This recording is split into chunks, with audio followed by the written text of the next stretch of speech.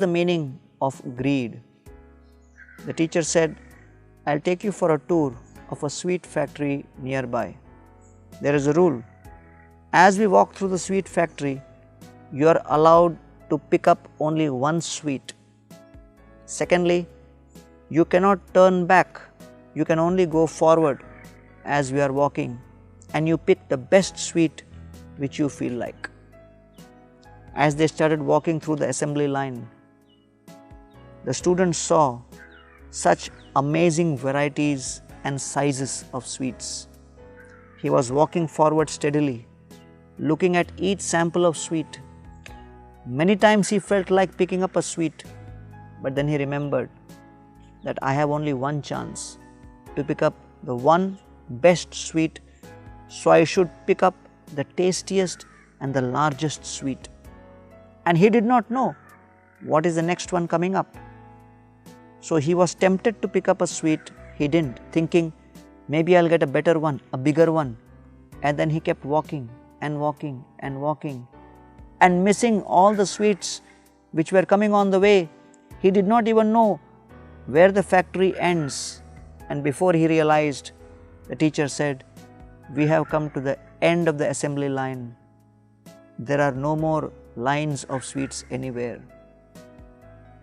What kind of sweet did you pick up? The student said, I regret.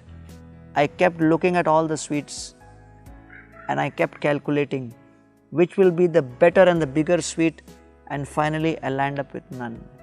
The teacher looked at him and with great wisdom said, that is the power of greed.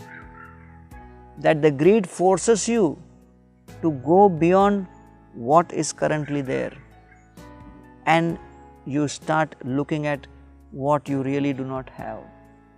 And therefore the Gita says, Apuryamanam achalam pratishtham samudramapa pravishanti yadvat yadvat kamayam pravishanti sarve sashanti mapnoti nakamakami.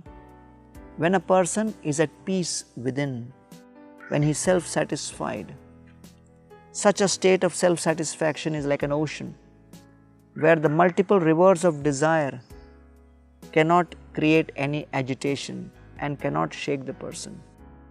And in this way, when we experience unlimited joy, unlimited satisfaction, that feeling of joy and satisfaction is the basis for realizing the real goal of our lives is not to indulge in sense gratification, but to engage in the service of the Supreme Lord and humanity.